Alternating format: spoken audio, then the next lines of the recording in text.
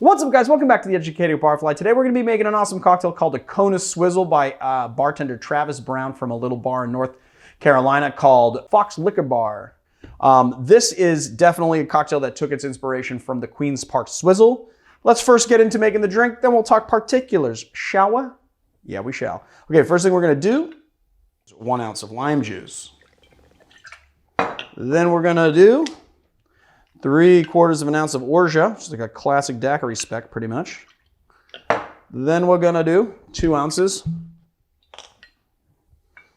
of rum agricole. We're using we're actually using rum agricole Vu, or dark.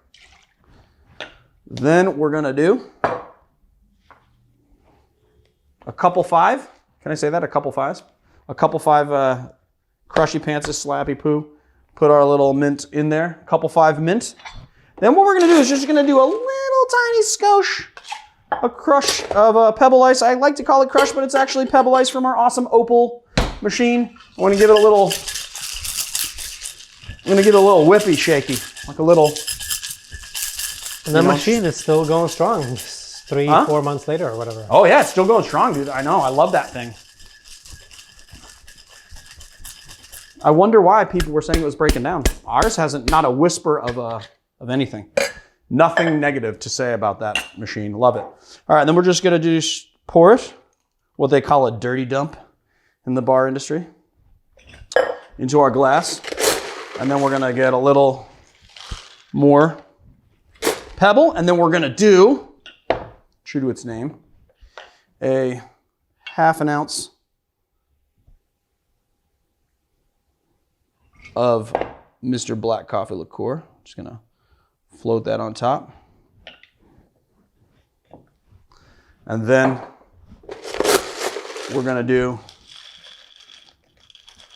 a little capper of ice and finish it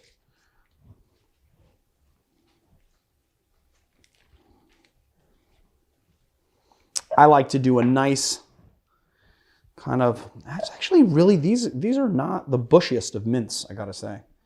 I want a nice bushy mint, but these are not bushy. Yeah, I think you warned me about this though, Marius, that it wasn't gonna be very bushy mint today. That's why I got 2. Little slappy poo, little crushy pants. I'm already drooling at the prospect of drinking this thing. Probably should have a straw, but alas, I didn't bring my Surfside sip, so we're just gonna take a sip.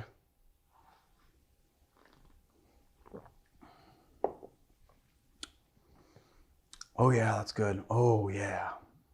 It is very tart. See, the greatest thing about this daiquiri spec when you're using lime juice and you're using orgeat for your sweetener is that orgeat has sugar in it. It's got quite a bit of sugar in it, but it's got that nuttiness to it, and it's not super sweet in that sharp sweetness kind of way. So it's very, very tart right up front. That's the first thing you get, is this tartness right as as you're starting to swallow it.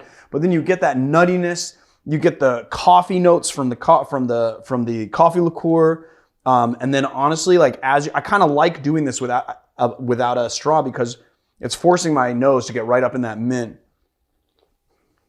And you just got that nice mint, you know, right up front, which is really interesting about this drink is that you wouldn't think, I would not necessarily put coffee and mint together, but they actually go really well. I like this because it's not overly sweet. It's not an overly sweet drink, you know, it's like it's pleasingly tart. It's balanced in its sweetness. It looks really nice. I know that there's a lot of people that don't really like the look of mint inside a cocktail, but I actually don't mind this. Some people are like, oh, it looks like someone vomited in your glass. I think that's, you know, kind of doing the drink a little injustice, you know. I think it looks really nice in there. Yeah, so basically Fox Liquor Bars in Raleigh, North Carolina. Travis Brown is the guy who created this cocktail, and he runs the cocktail program there, and it was opened by Chef Ashley Christiansen. From what I hear, it's a bar that doesn't have a lot of bells and whistles. It's just kind of like a really just easy going, simple bar. It has a great drinks list, though, curated by Mr. Brown. And honestly, I'm going to be able to go drink there this summer because I'm taking a family vacation out to the Outer Banks, and we're going to be flying into Raleigh, North Carolina, and staying one night. So I don't know. I might be able to break away and do a little Instagram story from there. I hope I can. It would be really awesome. I would go there and drink some drinks for sure. So I think that's all I got for you on this one. Pretty simple, kind of quick. I don't know. You got anything, Marius? No. No, I guess Marius does everything. So yeah, the word swizzle. It's a swizzle. Oh, why is it called a swizzle? Wait, are you saying that it's called a swizzle, or are you asking me why it's called a swizzle? Oh, I'm just bringing it up. Oh, yeah, that it's called a swizzle, but we didn't swizzle it. We didn't swizzle. Okay, I wasn't gonna do this. Marius really wanted me to. Okay, Marius really. Okay, we have this offset. Okay, so this is a swizzle stick. This was like originated on the island of Martinique, and it's basically a pretty rudimentary way of mixing a cocktail. So basically what you do is you take your swizzle stick, you put it into your vessel, and then you swizzle it like that to mix your drink, right? I don't know, you can't really see in the tin, but you go like this to swizzle your drink, and that's how you mix your drink. This is called a swizzle, but as you guys noticed, we didn't swizzle it. Why didn't we swizzle it? Well, I mean, I'm gonna say that probably the swizzle stick was, in wide use when they didn't have any other bar tools, and they know they needed to mix their sugar and their citrus together. These days, though, we have shakers, and we can more efficiently mix a cocktail, and so that's why I opted to use this. Also, Travis Brown uses this. Uses a shaker. He shakes the cocktail, so he doesn't swizzle it with the swizzle stick. The other thing, though, is that like a swizzle is like a rum and lime sort of drink, kind of close to a mojito, kind of close to a daiquiri, and it's a very old drink, dating all the way back to the mid 1700s, I believe. So the thing is that just the build specs of the drink could also be why it's called a swizzle. You know what I mean? But this is a swizzle stick. And you guys should get one. I have one. I like it. What's really nice about a swizzle stick is that when you put it in your drink and you're going like this, you actually can mix it to such an extent that you'll actually get like a nice crust of ice on the outside of the glass. It makes it really cold and nice as long as you're using very cold ice. So it is definitely worth having one of these and using that technique. It's also very nice visually if you're bartending for someone to swizzle something. It's a conversation starter. So I don't know. I think that's all I got to say on it. Do you got anything else?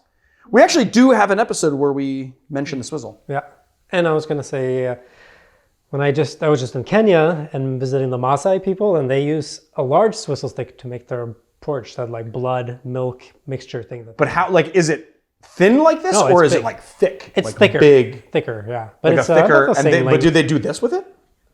Yeah. Really? To make their porridge? Well, it's that porridge that's made out of milk and blood. Oh, did you eat some? No. You didn't eat some? Didn't eat some. You were freaked out about the blood part? No, they didn't. Yeah, we didn't I would stay be there freaked long. out about the blood part. All right, well, we got to end this so that we can put a little capper of ice on here and shoot our thumbnail before this thing dies. So I will see you guys on another time. If you like our channel, please hit like and subscribe. Check us out on Patreon. We got awesome content on Patreon. All of our patrons are so happy. I could make you happy too if you wanted to become a patron, and it really greatly helps us out. Check out Staggerly Goods. I got this nice, awesome black new apron from Staggerly. I'm very happy about it. You can get this and other wonderful new prints and good stuff going on there. So staggerlygoods.com, and then on checkout you can get 20% off by doing Barfly SLG20. I think that's all I get. So I'll see. Oh, one last thing. You guys should go to our new channel, Barfly Free Pour. We're doing some extra content there. It's a little bit looser, a little bit, it's fun and loose, and we're going to be doing some deep dives on bars and visiting some of my friends and distillery visits and all sorts of cool stuff. So go over there. We've got some good tasting videos up there right now, so check it out. All right, guys, see you next time.